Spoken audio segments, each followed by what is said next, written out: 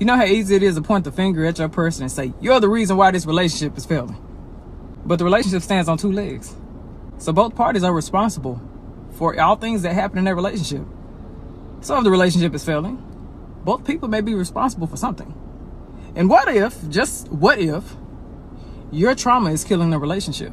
And I know, of course, y'all gonna come with the fight. I'm not the problem, they're the problem. Yada, yada, yada. Yeah, I'm healed. You know how easy it is for us to believe that we are entirely healed, that we are healed 100%. We have suppressed a lot of memories. We have an unresolved mindset and we're still operating in it and we're still stuck in that victimhood. Do you know how hard it is for your person to try to see through the cracks of your armor and nurture your wounds?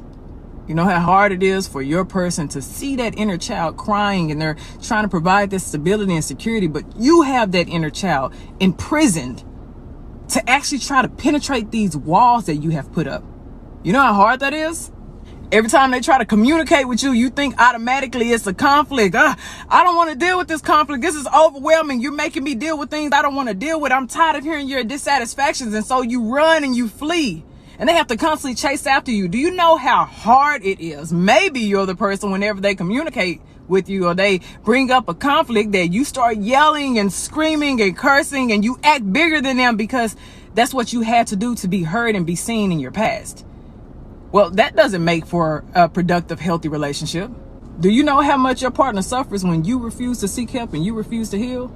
The burden that it must be whenever they can see your brokenness and you think you're fine and they're trying so hard to help you and help you heal and they're trying to work through that pain with you, but you put up this wall and you push them out, and every time they try to get in, you make them feel bad for trying.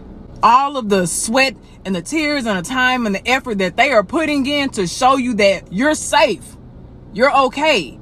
But any minor mistake that they make, whether it be intentional or unintentional, you beat them down and you beat them down and you beat them down. That's suffering that they start to transition to because you refuse to heal. It's not their responsibility to heal you. You think your suffering is greater than their suffering? You cannot keep on wearing your trauma and your hurt and your pain as a badge of honor just so people will cry for you and give you attention and sympathize. Your need for recognition, your lack of empathy, because you believe that your suffering is greater than theirs, is what's killing that relationship. And you can't keep on punishing your partner for the wrongs that people have done to you.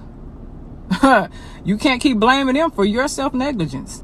And if your partner has hurt you, your partner or your person has hurt you unintentionally or intentionally, and you said that you forgave them, well, you actually have to let it go. You can't keep on making them suffer. They don't have to continue to bathe in your resentment and your bitterness.